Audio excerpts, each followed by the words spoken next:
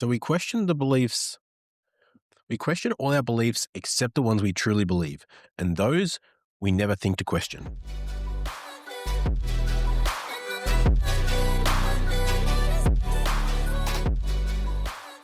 You're listening to the Be Better podcast. I'm Harrison Orr, and after being a reactive nice guy that almost destroyed my marriage, I've now coached almost 500 men to be more calm, present, and grounded in themselves so that they can lead themselves and their marriage to greater heights. In this episode, I'm going to talk about the beliefs that hold us back, some of the biggest beliefs that I've had to identify and change in my journey to getting here, especially after what's going on in the world right now. And it's pretty fucked up. I'm assuming this is all over everybody's social media, everything about the Epstein files and all the junk and the people in that and the corruption of the leaders of like massive businesses and companies and like basically the entire world. And that's pretty scary. Even depending on how deep you go down that rabbit hole, the questioning of, well, was Hitler actually that bad? Right? That's where a lot of this ends up if you followed this, what these people believe, where they come from, their belief system and everything, where you kind of not end up, but a scene that you move through as part of this journey. And if you're starting to then question the authority of the government, the intentions of the people that supposedly run the world, you're questioning all these things that we were fed as supposed facts, as like things that we just took as that's how it is. And we just believed it without any questioning or any personal analytical thinking. Then it's time to question some of the stuff that we can actually control. It's time to question some of the beliefs that we hold about ourselves, about our marriage, about our life that have gone unquestioned. Maybe they're patterns that you run through your life because that's part of your identity. Maybe it's a system or a phrase or belief that you believe because it was passed on to you by mum and dad. You've heard enough people say it throughout society that you just align with that and think like, oh yeah, that makes sense. I'll just adopt that as my own without any critical analysis or decision-making on your own part. And that's what I want to work through today. Some of the ones that I've personally walked through and changed my thinking on, and maybe you'll align with these too. So the first one was that I'm a good guy. This will obviously relate to everyone here, that I'm a good guy. I'm a nice guy. That if I am good to other people, and by good, it means I'm not a problem. I say yes to everything. I put everybody else's needs ahead of my own. I don't speak up. I don't have an issue with anything that anybody else wants to do or wants me to do. Then that makes me easygoing. That makes me a good guy. That makes me a likable guy, a lovable guy, an attractive guy. Insert all your adjectives for what hit home for you. And that works to a certain degree, right? It gets you friends. It gets people that will acquaint with you, people that will ultimately end up using you because you have a purpose in their life. Like that philosophy is great if you're an employee. Right? If you're a boss and you've got a nice guy that will do anything, you just have to ask, fantastic. If you're, a manipulator or a narcissist and you have someone like that in your life, it's fantastic because they will just do whatever you ask with no pushback, no anything else. And life is good.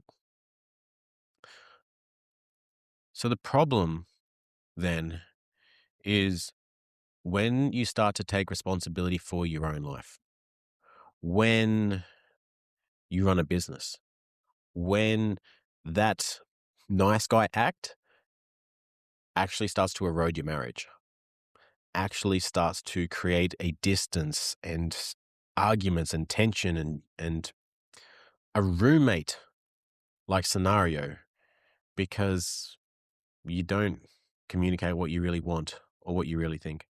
You just say yes to everything in hopes to keep the peace, and you end up in this shallow existence, afraid to feel certain emotions like anger or desire or other things because you've been shamed into, well, that's not what a good man does.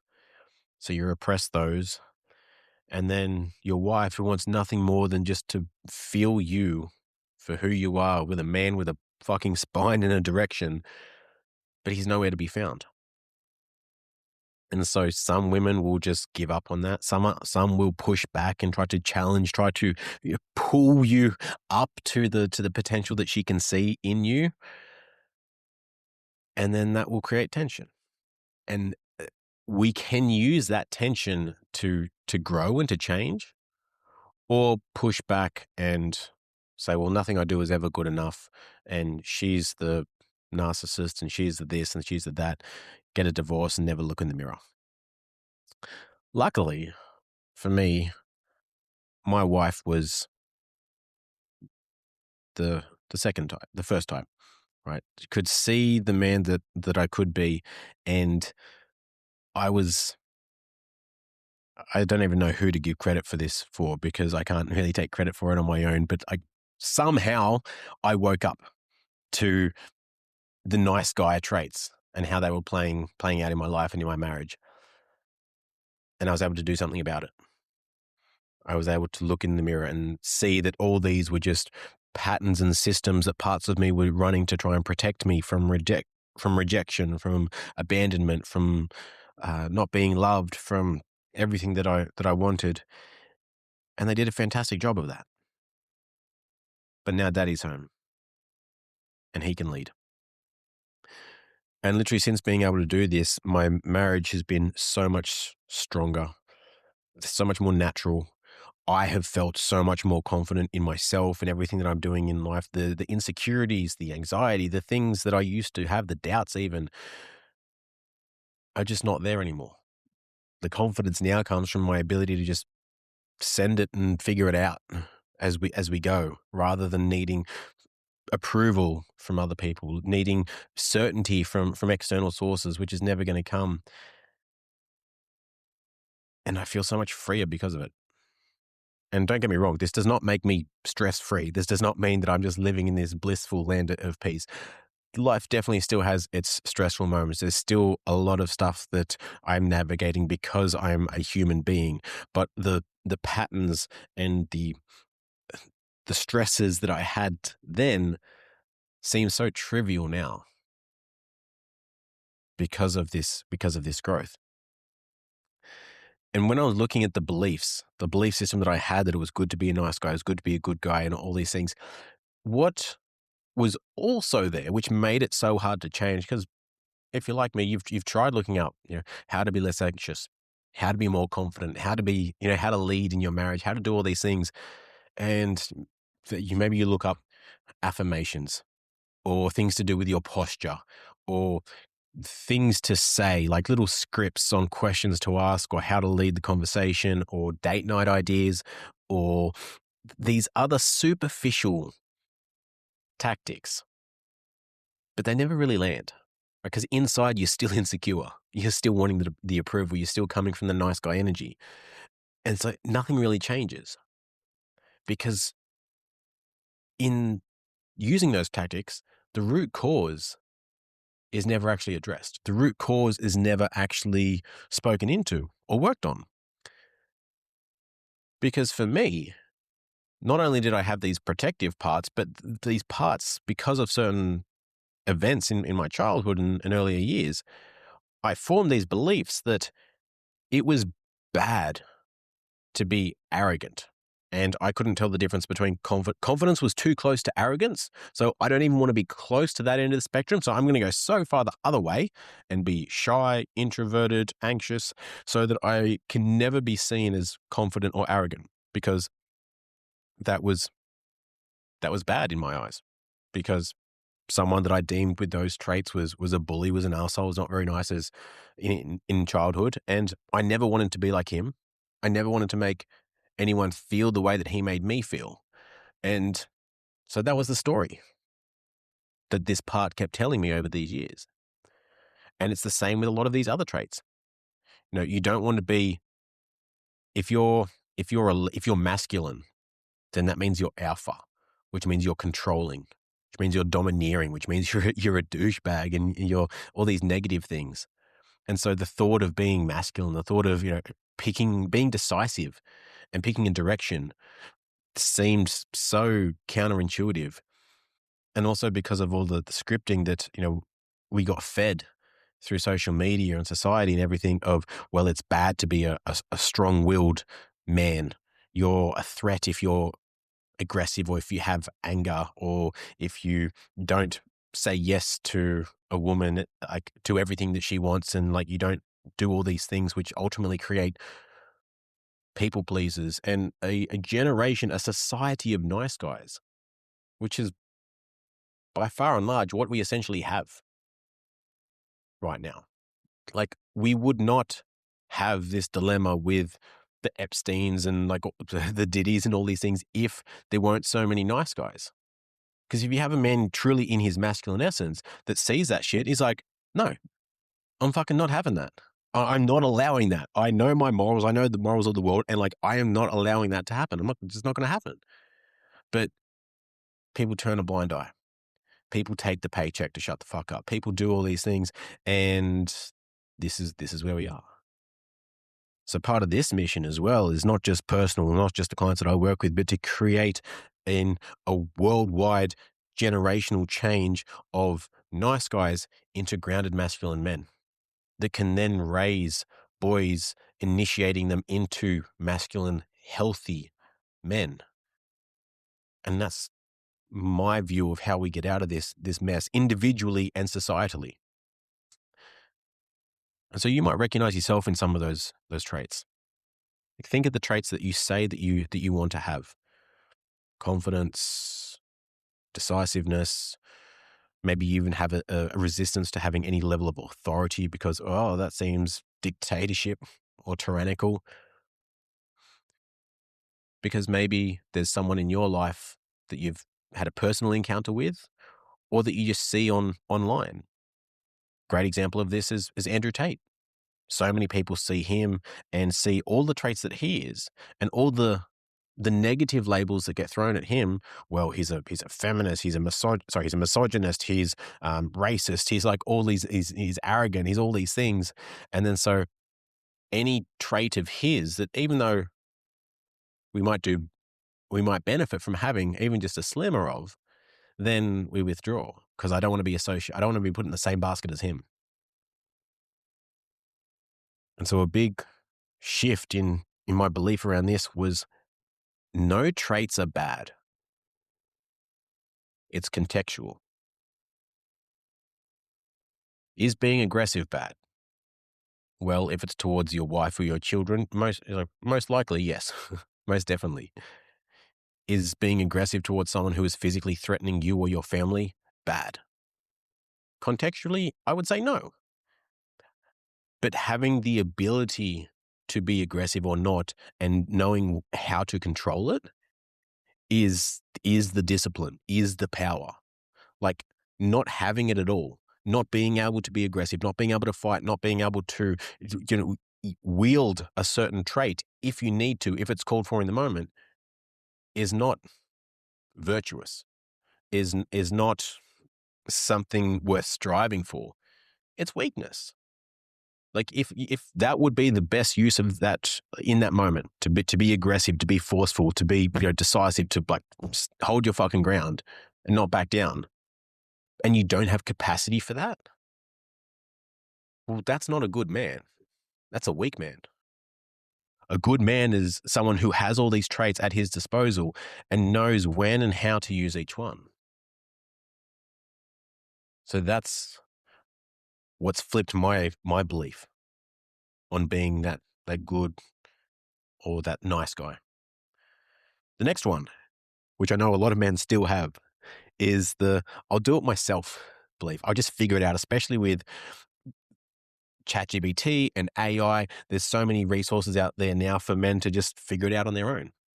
And I don't know about you, but the amount of plans and blueprints and strategies and things that even I've created in ChatGPT and then actioned by almost like none of them, like of the ones that I've actually created, is crazy. Because the missing piece is not information.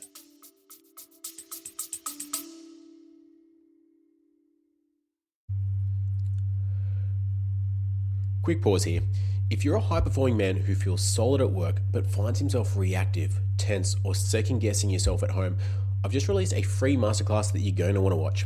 It's called Unshakable Masculine Leadership, and it breaks down exactly why so many capable men still revert to reacting under that pressure at home and what actually changes that pattern. If you want to feel more grounded, steady, and self-led again, go check it out. The link's in the show notes. If you want to feel grounded, steady, and self-led again, the link is in the show notes. Go check it out. All right, now back to the episode.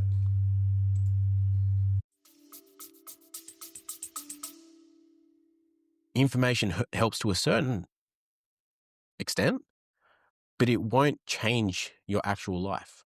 It won't be the difference between between being reactive and being calm when your wife gets emotional. It won't be the difference between, defending yourself and creating a fight when she calls you out on something versus taking ownership and leading the conversation back into connection, right? It won't make the difference in these moments where it actually counts. If anything, it actually makes it more tormenting because you can see what you should, what you should do. You can see the blueprint. It's right there, what you have to do, but you never do it. And having to do this all on our own, like even if you action the plans, even if you stick to this and you do it, we're still only limited by our own way of thinking. And our way of thinking got us into the situation that we're in. And so it takes a very different, depending on how much you want to change, level of thinking to grow and to change. And so given enough time, provided you're a relatively capable man, yes, you could most definitely figure it out. But what does it cost you along the way? In time, in energy, in money, in relationship connection? Like if you want to be a more calm, present, grounded, and better role model for your kids, do you have 9 years to fucking figure that out? I dare say most people won't. Even if your kids aren't born till next year, so you've then got 8 years. By the time they are 8, they have a pretty strong perception of who you are. You have well and truly ingrained their emotional regulation, their feelings and thoughts towards you, like how they show up, like they have mirrored the hell out of you for those last 8 years. Why not find someone, something, a way to shortcut that and do it in 1 year? And then you get to spend the next 7 years modeling that new behavior for your kids, living in that level of relationship with your wife because you've now addressed it. You're not hoping it doesn't end in divorce or an affair while you fuck around and find out. And even kids fundamentally believe that time is the most valuable resource. Like, what's one of the first levels of punishment that you have for a kid? It's time out. If they are naughty, stop what you're doing, go and sit by yourself and face the wall. 5, 10 minutes, whatever it is, of no free time. You take that away. And then people kind of go through, you get told that, okay, well, you need to do this. And then eventually we get to a point where, time is the most valuable resource again. And then people start to, cool, how do I buy back time? How do I have more time? If we're being real, most people don't need more time. They need to be more efficient with their time. But if you're looking at getting back your time, that's where most people are, cool, how do I hire someone to do all these things? How do I fast track these things so that I can do more of it with what I want? And if you can find a strategy, a plan, a coach, a mentor, a system, somewhere to get you to who you want to be and what you want faster than you'd be able to figure it out on your own, then you've just bought all the years it took for that person to figure out that system and that lesson and just implemented it for yourself. You still get the lesson because you still have to actively do it, especially if it's personal work, right? You can't just click your fingers, like swipe your credit card and like, cool, I now have no limiting parts that hold me back anymore. I'm no longer a nice guy. I'm now this strong, divine, masculine creature just because I swiped my card for however much. Maybe we'll get to that point one day, especially if Neuralink, I think it is, has all the little chips that you can just put into your brain, like just download how to be a doctor and everything. Maybe that'll happen, but we're not there yet. So shifting that belief of I can do it on myself to I need to do it on myself, which is often associated to ego, to like, maybe it's for some reason it's worth more if I figure it out on my own. I don't need help, like this macho man type attitude, which never works. Like every single person that you respect, every team, sporting team, every athlete, every person in business, every person that has anything meaningful in life, I promise you, they didn't do it on their own. They had a team, they had a mentor, they had a support crew, they had some people that helped them to get there. And so now my biggest focus in life is pooling all my resources, my money and everything that I can into buying the lessons and the skills that I need to get to who I want to be, the business size that I want to have, the level of impact that I want to have, and everything that I need along that journey as fast as humanly possible. So I can the visual I have is on the other side of this tug of war rope is that version of me. That level of global impact, that business, that life, the everything that I can do for my son and my future kids and my wife. And by not doing it on my own, I'm trading the time, I'm trading the money, I'm trading the resources. And as I pull, I'm putting the other people on the end of this rope with me, right? You consume enough content of Alex Hormozi. It's like, beautiful. He's on this side with me, helping me just bring it that little bit closer. Okay, I've got another mentor from something else that was holding me back. Cool. He's on this end of the rope with me as well. And tug by tug, we're just pulling it closer and closer and closer, as opposed to just hoping we get there one day, if at all. So that's I need to do it myself belief shattered. And the last one, I've only got five more minutes because I have to jump on a call, so I'm going to make this quick. But that money will make you happy. Money won't make you happy, I should say. That belief that we all get sold is like, money won't make you happy, but so many of us still try to figure that out for ourselves. And I used to believe that wholeheartedly, that money wouldn't make you happy. And even when I first left school, I became a chef. I did my apprenticeship. I was a chef for like 7 years. And I believed that if I loved what I did, and I liked cooking, I liked the kitchen environment and everything, you just hang out with the cool guys, talk shit all day. It's great fun.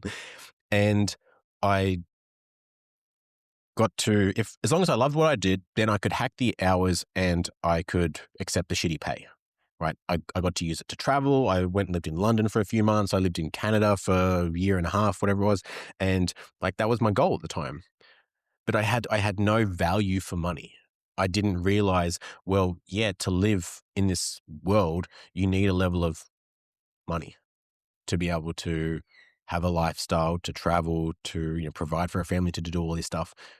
I had no value to it. I had no perspective of it because I was sold into money won't make you happy. And especially looking back, that's why I think people with a poor mindset buy into that, because it removes the hard work and the desire, because it feels almost like you've elevated. You're like, cool, I'm not in a scarce mindset anymore because money doesn't make me happy. And I'm somehow better than the people that think that are, based on material worth. But my viewpoint now is, if money doesn't make you happy, you're buying the wrong things. Like truly, if you are a millionaire, a billionaire, if you've even got making a couple $100,000 a year, and you are not significantly happier than when you were making $50,000 a year, I wholeheartedly believe you're buying the wrong shit. You're buying things that will not make you happy. And case in point, maybe you're buying the cars or the holidays or the the boats and the toys and the house and all those things. But if you're not happy, there's a reason for it. If you've got that level of money and that level of resources, then dude, go pay for a coach, go pay for a mentor, go do some personal work. Like, you've got the resources. Go and figure out why you keep trying to fill this hole with material possessions. And so if you aren't happy, if you have a lack and you have those resources, you're not spending them in the right way. If you've got the resources, you can be more generous. You can work on your shit. You can find better mentors, better resources, like better access to rooms, to like things that would help you address those issues and remove those problems. And then you can just be of better service to everyone around you. Like, when you've got that, okay, cool. Sister, mum and dad, someone is sick. You know what? No worries. I got it. Here, let me cover that. I don't care. I just want to see you happy and healthy. And money, just like a woman, is an amplifier. They will amplify what you already are. If you're greedy and shitty and not a nice person, they will just amplify that. If you're generous, if you're giving, if you are well-intended, it will just amplify that. You can give to more people. You can help more people with whatever that looks like, based on your values and your desire to contribute once you've got your base needs met. And then you provide that role model for your kids. So if you're in that space, you've got enough resources and you're not happy in yourself, in your marriage, in some area of your life, I highly recommend checking your belief on doing it yourself. Challenge that belief, why that's still there, why you haven't sought counsel or support or challenge or accountability, whatever it is you need in that space to address it. And if you've got the money, what good is it anyway if you're not going to use it to significantly improve your life in those meaningful ways? Like, most men that I talk to, they've covered phase one. They've covered the stable income. They've covered the business success. They've got all the material wealth and everything. And then still feeling like that lack, because phase two is about emotional regulation, connection and understanding of oneself, and therefore, the people that they interact with, which builds the connections, the love, the understanding, the full experience of connecting to another human being, of being social creatures and having those relationships, but also the understanding of yourself and the ability to experience all the emotions in their fullness without turning to addictions, without being, self-soothing and self-deprecating, without, like any of the negative byproducts of someone that doesn't have the ability to regulate and stay in that grounded adult self. So I could go on for this for a hell of a lot longer with these beliefs, because we all have beliefs that have served us to a certain point, but also hold us back in this growth that we're now looking for in progressing further in life. But I'm going to wrap it up there. So challenge the beliefs that are in your mind and in your life right now. Challenge them and then take action on them. Don't just sit there and question them. Actually, cool, what would it look like if I didn't have this belief? What actions would I take right now? And go and take one. So with that, don't be sorry. Be better. Bye.